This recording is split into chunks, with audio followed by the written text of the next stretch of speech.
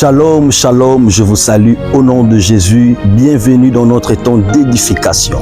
Aujourd'hui, nous sommes dans le livre de Matthieu chapitre 14 à partir du verset 22 jusqu'au verset 30.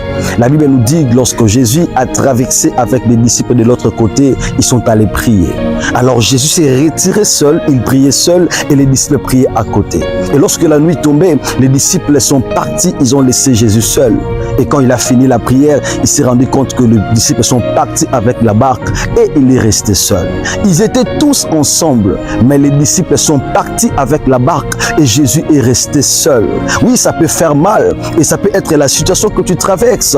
Il y avait des amis avec qui vous avez étudié ensemble, des amis avec qui vous avez grandi ensemble, mais ils ont déjà avancé. Ils sont déjà quelque part, ils travaillent déjà. Certains sont mariés, d'autres ont déjà voyagé. Tu dis que je suis resté seul parce que la barque est déjà partie. Les disciples ont traversé avec un appui appelé barque, mais Jésus n'avait pas d'appui. Peut-être quand tu regardes à gauche et à droite, tu dis je n'ai pas d'appui, je n'ai pas de barque pour traverser.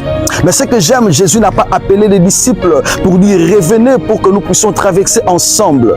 Et ce qu'on nous a appris dans les cours de physique est que le corps solide ne peut pas surnager sur les liquides.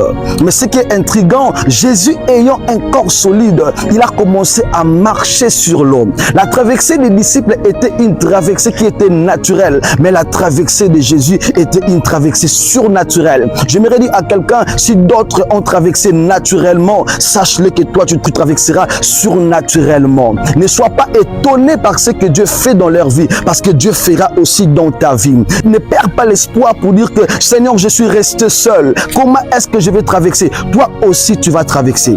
Et ce qui est intriguant, c'est quoi? Les disciples ont traversé avant Jésus, mais lorsque Jésus marchait sur les eaux, Jésus les a rencontrés sur chemin. Et lorsqu'ils ont vu Jésus de loin, ils ont commencé à dire oh, il est fantôme. J'aimerais dire à quelqu'un, beaucoup de gens vont te confondre. Ils vont dire est-ce que c'est lui ou ce n'est pas lui? Mais il était resté là-bas. Comment est-ce qu'il est arrivé ici?